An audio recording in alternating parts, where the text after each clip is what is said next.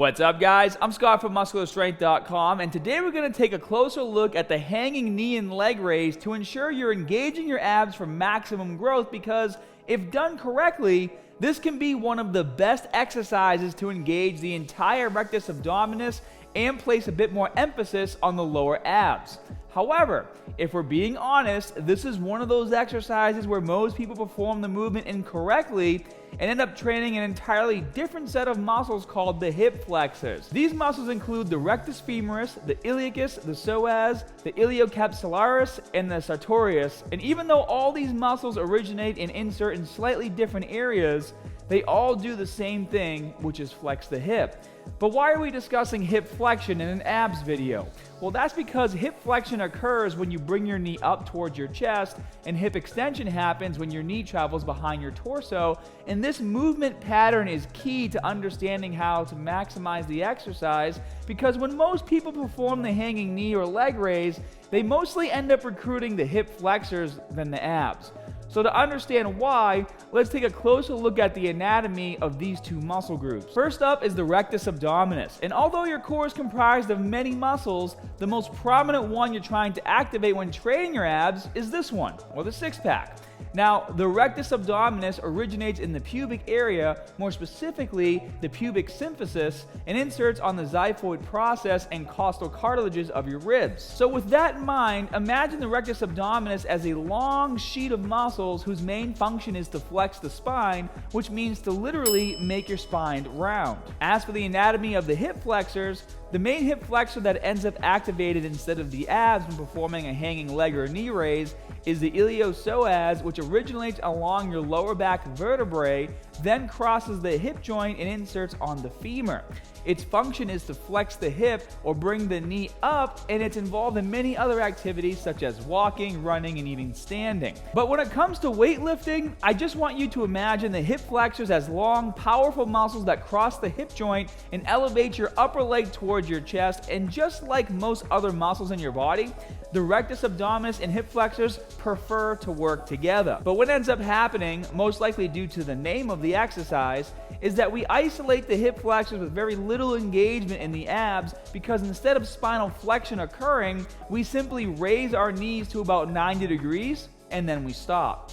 If anything, the name of the exercise should be changed to the pelvis tuck, because that's essentially what it is, due to the main purpose of your rectus abdominis is to flex the spine. So if you've been keeping your spine straight throughout the movement as you lift your knees towards your chest, all you have to do to properly activate your rectus abdominis during this exercise is to bring your knees up a bit higher and you're good to go. Just take a look at these two videos. On the left, you can see me performing the exercise wrong with zero spinal flexion, and on the right, you can see that my knees are traveling much higher, causing spinal flexion and, most importantly, abs activation. But make sure you're really flexing your abs throughout the movement, and try to think of your legs as the resistance, which actually brings me to my next tip.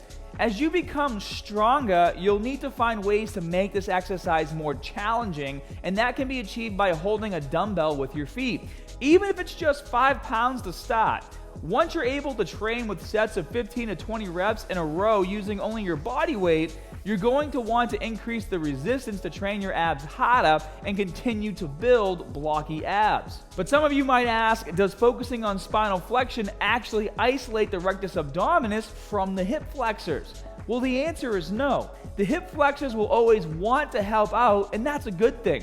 However, what you don't want to do is focus solely on the hip flexors and ignore the engagement of the abs for two good reasons. Number one, because you want to train your abs so they become more defined, obviously.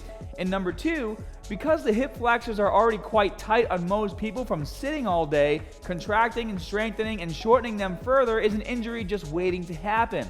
Also, since the hip flexors originate in the lumbar spine, as they become tighter, they can even end up pulling on the vertebrae, causing lower back pain and, in some cases, hyperlordotic posture. So now that you understand the exercise and how the muscles involved function when performing it, how do you actually use the knee raise or leg lift to train your abs? Well, first of all, it doesn't matter if you perform this movement hanging or in a captain's chair. And whether you perform the knee raise version or leg lift all comes down to how strong your abs are. In most cases, you'll still start off with the knee raise, then utilize the leg lift version as you get stronger. Remember, your legs are providing the resistance your abs need to contract harder.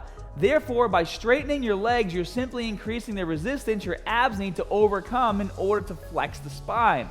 Then as that becomes easier, you'll graduate it to the weighted knee raise. But if I were you, I'd start the exercise on the captain's chair to get used to the spinal flexion portion of the movement. And all you have to do is first, take a moment to stabilize your body in the air because momentum is not your friend in this situation. Then as your spine continues to flex, your knees should be traveling higher and higher until they reach your chest. Then slowly control the descent as you reach a full back extension at the bottom and then reinitiate the movement for the second repetition.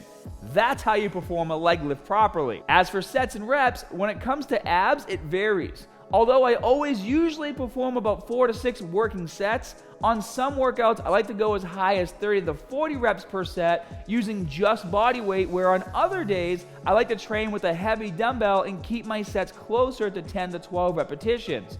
I've always found that the combination of high and low volume training has worked best for me when trying to build abs, so don't be afraid to switch things up throughout the week. And if you're the kind of person who always saves abs for last, try training abs first or on a day that's normally a rest day. Guys, if you want to see changes in your midsection, you need to get into the habit of training your abs hard, just like any other muscle group. Be sure to tap that like button if you want to see more great content like this. And as always, more good stuff coming soon. See ya.